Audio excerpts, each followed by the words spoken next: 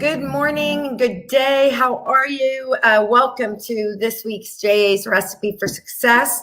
As you know, this is where we get to talk with leaders and entrepreneurs and just some amazing community advocates about their ingredients to success, what's helped them to become successful, right, in their own right, and help them to change our community, their companies, and other people's lives and impact others. And so this morning, I feel so fortunate, and I waited weeks to get this woman on the show, and I feel so fortunate to have her.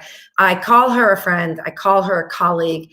I call her one amazing woman, and that is my friend, Kathleen Cannon, the president and CEO of United Way of Broward County. And good morning, Miss Laura. So awesome to see you. Good morning on this Tuesday morning. How are you? I am awesome. As you and I were just chatting a bit, we need to always focus on the positive, right? And I think there are a lot of positives that are coming out of this, and so we can choose to focus. I always tell my daughter that we can choose to focus on whatever it is that we choose, right? We have that choice. I would rather focus on things that are hopeful and optimistic and what we can do, because I think we can do a lot. And how are you doing through all this? So, Laura, we did talk about the optimism, and I worry very much for folks that can't focus on an optimistic viewpoint or look at the silver linings or pivot or be agile during this time, because this is a challenging time. 2020 has been, wow, the year of all years. Didn't 2020 sound like it had such a great ring to it? This is going to be amazing. It's like the end of a decade, a start of a decade, 2020. And holy cow, it's been so challenging for so many. So you and I talk a lot in different ways, but it is about the ability to you have to have strength, right? And you've got to have fortitude. You also have to be vulnerable, and you also have to say, when there are struggles and when things aren't okay. And I think it's the humble honesty, that can really get people through these times.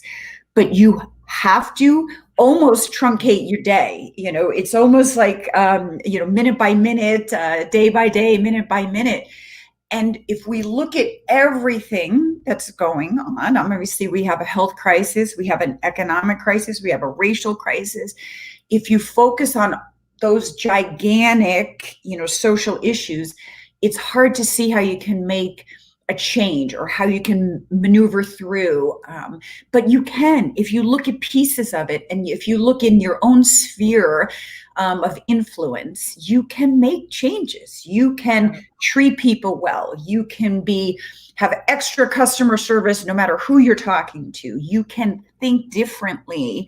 How do we as a community, as a country, and really pivot through this? What's our resiliency? What's our fortitude?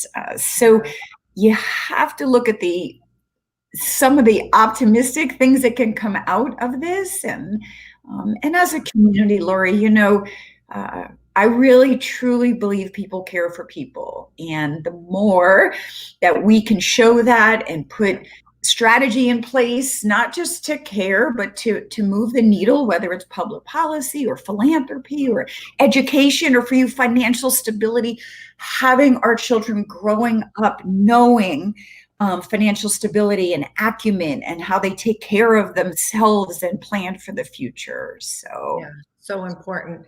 You mentioned so many amazing things in there. And I think, one of the things I think as a leader, you know this, you mentioned being vulnerable, being humble and honest, right? We're leading teams. And so it's, part of our job is to be that cheerleader, right? And remain optimistic and give them that hope that they need, right? To continue to go on and do the work that we do. But I also think it's important, as you said, for us to show our vulnerability, say, yeah, I'm tired too, right? My team, I know when I say that, guys, I know we're all exhausted, but we are in this, right, for the best reasons. It's helpful, because if they don't realize that you're going through some of the same things you are, you can't go through it together, right? Talk about how do you How are you managing, right, your team right now? Because, and I know you and I are we're like those people that just go all in, right? We Right. don't know any other speed. We don't Right. know any other way Exactly. to do it. Full And so throttle. that can be exhausting for the people around us. I mean, in honesty. So how do you make sure that you're lifting them up and keeping them motivated, but at the same time also filling up your cup? Yeah, Lord, that's a really good, I wish there was one recipe for that success. And, I never want to come off to people that everything's fine. We're moving forward. Nothing's changed. We're, full throttle. Like people have to understand that I'm struggling too. This is overwhelming. And you use the word exhausted. It's exhausting. Obviously, serving the community and making sure that you really are lifting people up, but just it's emotionally exhausting trying to figure out the next step. How are we going to respond? How can we as a community, again, come through this with resilient fortitude and move forward? So I have this little, it's not really an acronym, but it's TTTF, Total Transparent Truth Faster.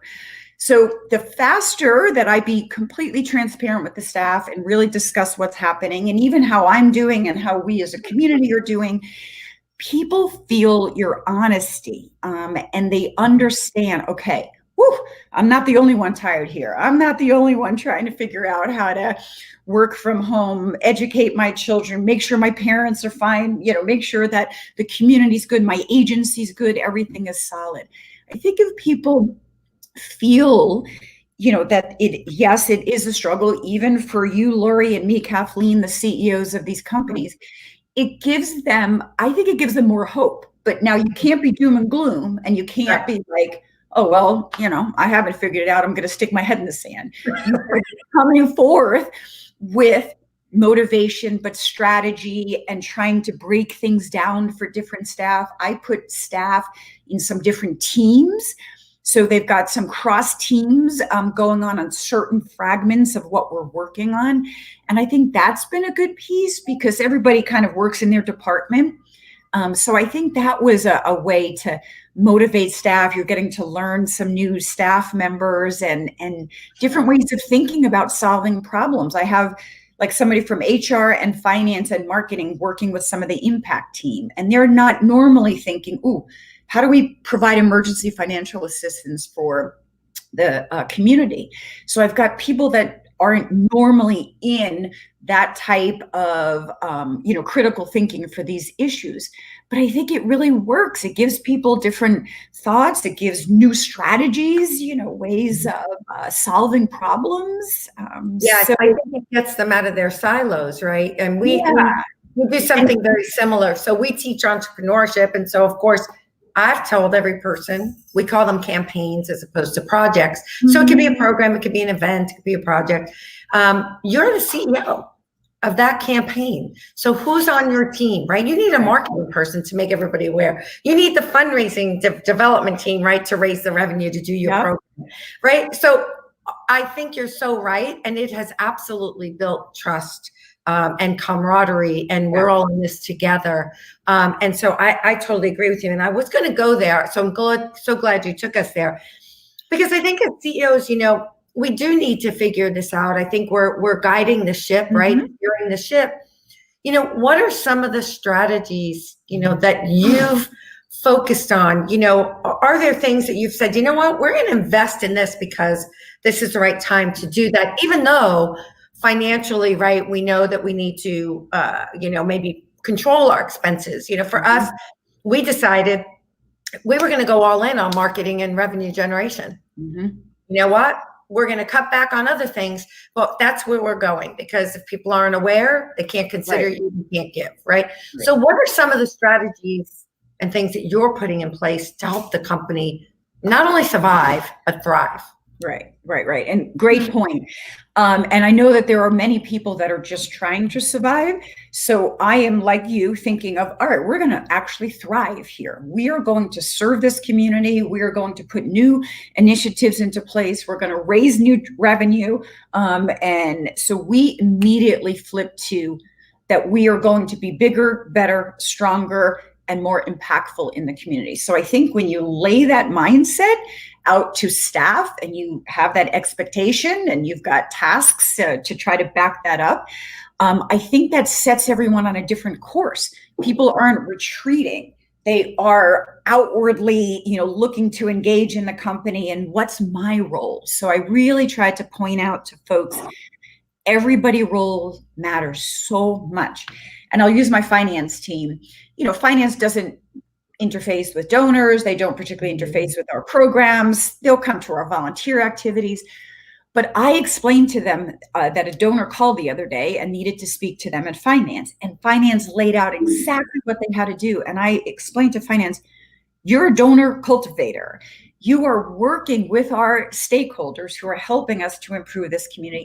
And your customer service to that donor was so important. And so I'm trying to link that everybody in the organization is a revenue generator. So you might not be titled as a fundraiser, but you are a revenue generator, and you're also an impact critical thinker. So obviously impact, creating change in this community in many areas is our product, but we can't do that if we don't have the dollars to do that. And you know this because you and I talked about this, being a nonprofit, we are a business like every other business. Nonprofit is a tax status. It's not a paradigm for running a business. So you want to do it with strategy, business acumen, sound fiduciary responsibility, with culture, with morale, with cross teams. Everything we do has a business plan. And again, if we don't take our product seriously, changing lives forever for better, somebody else will do it better. So that is how we hunker in and focus on this community and running our business as a business with heart and soul, of course, because that's what we want to do and how we serve. But it only elevates staff to want to really kind of work harder and make change. I always say, like you said, you and I have talked about that. And you and I are both members of Vistage, and we're so fortunate to have these amazing business people, right, to help us and guide us and bounce ideas off of. But I think you're so right. And I always say we have the best product in the world, right? So of course I'm a little prejudiced that JA has the best one. So I want to, so we have a couple of questions in the queue. Somebody asked, what are your highest priority community goals going into next year? So, we have our fiscal year started July 1st. So this is actually a kind of brand new fiscal year for 2020, 2021. We certainly pivoted to be able to make sure that we could serve the community regarding COVID. Obviously, health issues, mental health issues, addiction issues, people that are struggling, but also with emergency financial assistance for rent, utilities. We don't want people, so many people have lost their jobs, and so many people, it's every dollar in their paycheck just squeaks them by. So we wanted to make sure that we were supporting people through these months so that the stress and strain of not having work and falling behind would not be weighing on their shoulders. So emergency financial assistance, keeping people in their homes and apartments, food. Laura, you know how many people are hungry right now. I am telling you, if somebody loses a day wages, they cannot put food on their family's table. And that is for no fault of their own. We have a really wide gap here in Broward County of what it costs to live here and what people's wages are. So our priorities is building resiliency right now in our community, individual by individual, but community by community as well. Making sure that people are as stable as possible, keeping people, they're helping them make their ends meet. Now, Laura, we won't be able to serve everybody in this community, but it's a collaboration, and you know how we do it here. We try to get together, we try to solve issues, solve problems. Sometimes it's fast and furious, and sometimes we got to put a little strategy into place.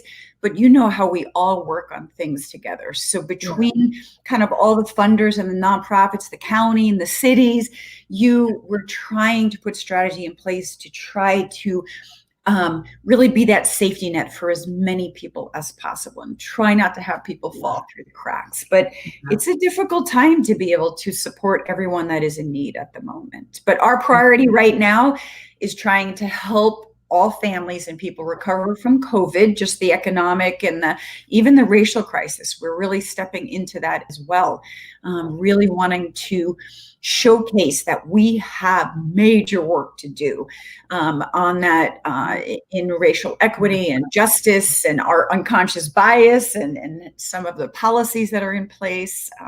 So we have so many, we don't have one priority, we have buckets of initiatives that we work in, but our lens always is really supporting the community, being a safety net. We publish the ALICE report, which is, it's a name, and it's called Asset Limited Income Constrained Employed. And you don't have to remember that, but it's really about people that are working super hard here, but still cannot make their ends meet. So that is definitely a priority for us. Oh, you all, listen, you have done amazing work at United Way, on the forefront of so many issues here in our community, of course, including the homeless issue over the last couple of years and all of that. And, I think you're right. Collaboration, whether it's within our own teams, as you said, working across the aisles and across the departments, or also working together. And, look, I'm always so grateful to work in this community because look, we're going through this and you and I are, involved in something else. And so, your organization has to be able to pivot to help the community. And sometimes it's not always exactly your mission, right? But you have the resources to bring to the table. And I think people like you, and I, and so many other great leaders in this community are so willing to do that. And, and of course, now we're looking at the childcare issue at schools. People not going. We need to make sure they can stay employed. So important, right? Or they will end up on those food lines. They absolutely will. Right? And it's funny because people always said, oh, I want to serve Title I schools. I want to serve low income. And I always talk about the ALICE community because if one little thing changes for them, their whole life can change. Absolutely. Right. And so I think, you mentioned culture and teams. I don't know about you, Kathleen, but I really, being totally honest, one of the hardest things I think as a leader has been to create a culture, to change mindset and behavior. Right. You came from the social worker, right? From the health and human services and all that. So I think you understand that better than most. Talk a little bit about that, because I know it's something that I've really focused on over the last 5 years at JA. Talk a little about that, because I'm sure you've been working on that too. Yeah, it's so important. A culture of a business, a culture of an organization, because if you can get the most out of your folks in the best way, then we can only serve this community better. So I really talk about self-worth, but self-help and taking care of yourself, because you cannot serve the community if you really are not trying to serve yourself and your family. And we definitely have a mantra at United Way that family is first. If people are so worried or there's stuff happening with their family, they're not effective. So we always talk about family first, and then we talk about that we're a work family too. So it's really important to support each other. And we do not all agree ever. So you also have to have these healthy conversations, whether it's about resentment or anger, or you don't understand something, or that's where my TTTF, total, transparent, truth, faster. Because if something is happening within an organization, people know it. They get a sense, they can see something's happening. And then people start creating their own idea of what's happening when it's not nearly as bad as what's actually happening. So that's why I'm always trying to be as transparent as possible, and really sharing that we as people are going to think differently, feel differently, behave differently, want to move in different directions, which makes an important organization. However, to serve this community, we do need to be lined up, and we all need to be in the same areas of priority. And that's where it's important to lay out that priority. Yeah, so important. We started actually doing a book club, a leadership book club. And I will tell you, the books are really short. They're kind of fable type of books. And it has truly You know, because I could say things from now till June, like our kids, right? We can say them forever. And then all of a sudden they read it and we start to talk about it. And by the way, it's a great time for me also to say, you know, this is something I'm working on too, right? So they get to understand that I don't think I'm perfect just because I have this title. And just because I have that title doesn't mean I'm the only leader in our organization. You are all leaders in this organization. And so I feel, you know, like I said, that has been something that simultaneously, right, to our work that I have worked on. And it is a labor of love, right? To build this amazing team. But when you get there and you see your people, right, really getting it and their mindset shifting to one of ownership and empower them, what an amazing feeling, right? It is.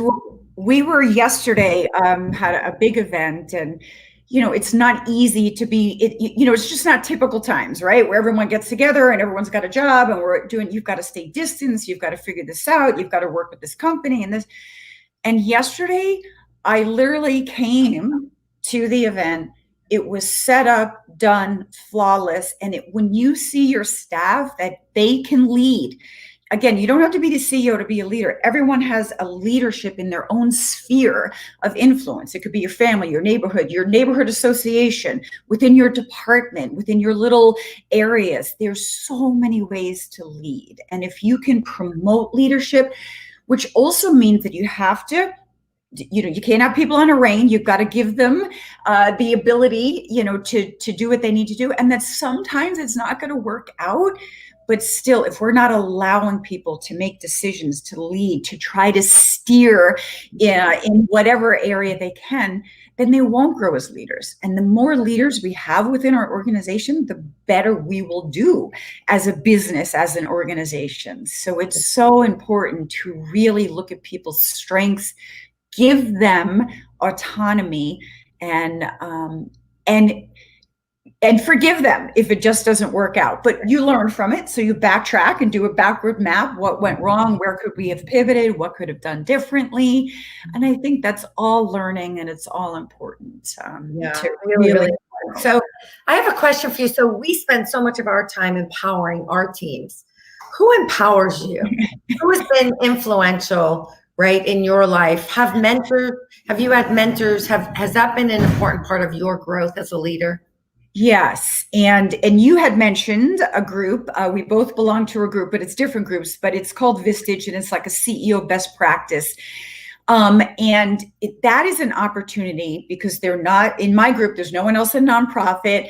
Everybody's got a different type of business. It is an ability for me to be totally honest and transparent and what some of the struggles are, because it's not easy. You can't always share your struggles with your staff. And that's why you and I work with each other so well, because we need to sometimes just call each other and vent or ask a question or, you know, this is the direction I'm going. You know, what do you think? So I think it's important to be able to reach out to different types of folks, whether it's nonprofit leader like yourself or somebody completely out of the sphere. To me, that is so vital. And, you know, throughout my career, I have had different bosses, but also just different people I respected within different organizations or agencies. And I have definitely sought out leadership that way. And I think it's important to mentor others. I do a mentoring. It's through United Way Worldwide, where they'll match a CEO with maybe an up and comer who maybe wants to be a CEO. And I do that year after year, and with people that I don't even physically meet because they're in states far away. However, it gives such an opportunity to talk about some of those learning lessons, and for folks that really want to strive to do something to grow within themselves. And again, you don't have to always aspire to be a CEO. You can be the CEO in your own area and whatever you're doing, and be that leader. So, exactly. And, you know, I think sometimes when we mentor others, we learn from them just as much as they learn from us. 100%. I've had some great mentors that have made me think, about some things as I've watched them. And so I think it's a two-way street. So you and I could talk forever. We could do a, 10-day show and not come up for air, for sure. And I so value what you said, being able to talk with another strong leader in this community, who cares so much. And I think that's at the end of the day, look, you and I are so passionate about what we do and about this community that sometimes, people are just like, whoa, back off, right? I mean, enough. Like, people will say to me, enough. Right. I mean, we are just like so focused on making impact and getting things done. And so it's nice to have somebody else to do that with and to say, oh, okay, I know what they mean, kind of watching. And so many ingredients that you talked about: strength and fortitude, optimism, vulnerability, right? Being humble and honest and transparent. You talked about that several times. Focusing on your sphere and treating people well, right? Going above and beyond. You talked about that customer service, caring for others, total transparent truth, faster, love it. Wrote that down. Cross-team collaboration, building that culture of empowerment and trusting your people, right? And if they make a mistake, being forgiving as a leader, so key. That one really caught my attention because I think that's true. We can say, okay, we can do it differently or better or whatever. But, being able to move on, especially when it's a really big mistake, right? And something that really does affect the organization. So, I could go on your page is full of ingredients. I always ask this question at the end. What is Kathleen Cannon's main ingredient to success? All right. I am going to say right now, agility for sure. You have to be agile. You have to be inwardly focused. You've got to be outwardly focused. You have to be future focused. So I really think in this particular, and that might change from year to year. Sometimes humor is one of my mainstays, because if you don't have a humor, then you're not going to move forward and look at things. But right now, agility and the ability to pivot and Laura, even you hosting these recipes for success, educating others, bringing people into the fold, motivating people. It's a sign of agility. You transitioned and you're continuing to do what you're doing and serving so many. So you'll be agile together. I wanted my own talk show. That's all, Oh my God, you'd be so great as a talk show. But no, and you know what? I mean, we both are so, I think we have some similar traits, right? I love talking to people. I love learning from people, especially people like you that are so inspirational, have amazing energy, right? Positive intentions and want to do great work. And at the end of the day, I know that it's not easy. And also I think that sometimes when you are a strong woman leader, like you and like myself and so many others in this community, sometimes that's not always, a positive thing to some people, right? There's still that gender inequality as well. And I don't ever use it as an excuse or ever let it stop me, nor do I think that you do.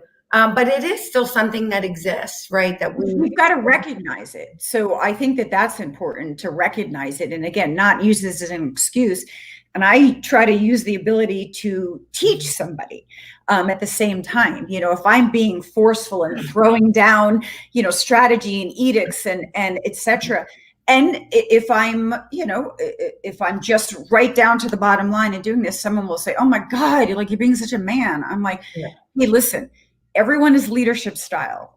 Works. And right now, this is working for our organization. So I do think it's important to recognize, but teachable moments for people at the same time. Yeah, absolutely. Well, lots of teachable moments in this conversation. And we're going to have to do it again because I just love our time. I remember I brought a young woman to come and see you and it was like, oh my gosh, this is great, right? Yeah, she was so great. And she just walked away so amazed by you and blown away by you. And so I want to say thank you. Thank you for your passion. Thank you for your friendship. Thank you for all that you do in this community, and just caring so much, right? We didn't talk about empathy, but you were one of the most empathetic, caring people I know. And I want to thank you for all of that. And thank you for being such an amazing role model to all of us. So, Lori, you too. Thank you so much for being such a great leader, and JA's in such great hands. And I loved our conversation today, and it's very cool that people tuned in. So thank you. Well, thank you, and keep up the amazing work. I know that you will. And thanks to everyone who has watched this morning. My board chair is commenting, and he's in the tweet, and he said, yeah, we should call this Coffee Talk with Lori, he said. So anyway, I think we should not. We should just leave it as Recipe for Success. Anyway, everyone have an amazing day. Look forward to seeing you on our next episode of Recipe for Success. Take care. Have a great day, all. Bye. You too.